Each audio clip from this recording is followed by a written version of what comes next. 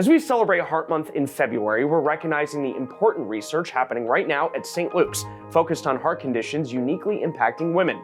One of those diagnoses is a rare form of heart failure known as peripartum cardiomyopathy, affecting women at the end of pregnancy or after delivery.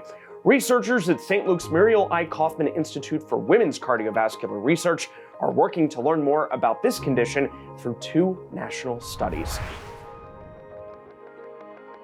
With us today is Dr. Anna Grodzinski, one of our cardiologists at St. Luke's Mid-America Heart Institute. Thanks for joining us during Heart Month. We appreciate it. Thank you, Dan.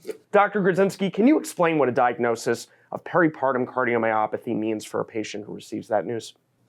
Yes, peripartum cardiomyopathy is a rare type of heart failure. So this is a diagnosis where we attribute to pregnancy weakening of the heart muscle. And while we don't exactly understand all of the drivers that contribute to this condition, we know that additional factors, genetics perhaps, and others might also contribute to heart weakening related to pregnancy. And I know that PPCM is the shorthand version of this diagnosis. And do you know what the causes of PPCM are and what are current treatment options available for it?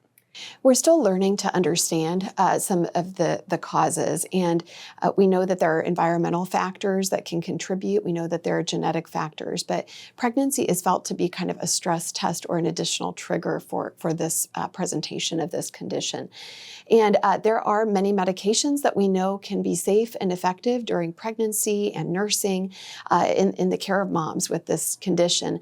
But we're also contributing to a research network that is furthering our understanding of some additional treatments that might offer additional support and improvement of that heart function over time. And let's dive into that research, Dr. Grodzinski. Can you tell us what the Rebirth study is and St. Luke's involvement in this effort?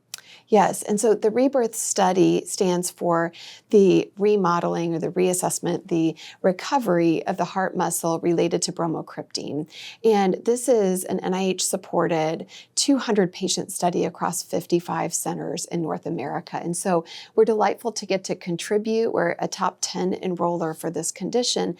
And this really looks to understand whether bromocriptine, which is a medicine that has been available on the market for Parkinson features, for pituitary conditions for decades, can incrementally improve the heart muscle function over time in moms with this condition. And the Rebirth study is also happening at the same time as St. Luke's participation in another research effort known as the PCARE study. And PCARE stands for Peripartum Hypertension and Cardiac Assessment of Remodeling Evaluation. What can you tell us about this study and this research in particular? Yes, so PCARE is a separate but parallel study, and this is what we call observational research, where we are looking at the patterns of cardiac MRI changes in moms who have peripartum cardiomyopathy diagnoses, who may or may not have additional high blood pressure changes during pregnancy, to determine if certain cardiac MRI features might help to prognosticate or help us to offer a recovery, a better sense of their recovery over time. I know the St. Luke's Muriel I. Kaufman Institute for Women's Cardiovascular Research is more than 2 years